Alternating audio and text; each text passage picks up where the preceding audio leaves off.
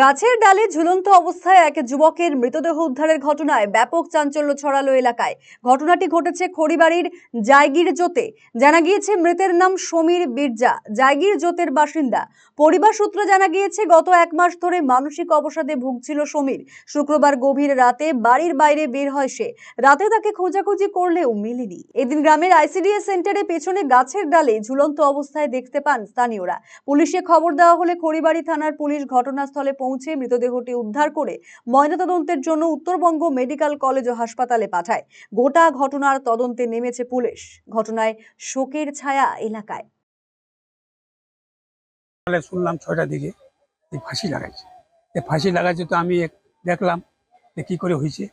যে আগ কয়েকদিন থেকে পাগল হয়েছে, মানে ঘরে মানে ধরে ধরে রাখে, মানে বাইরে চলে যাবে। তো ওই রকম করে থাকছে। আজকে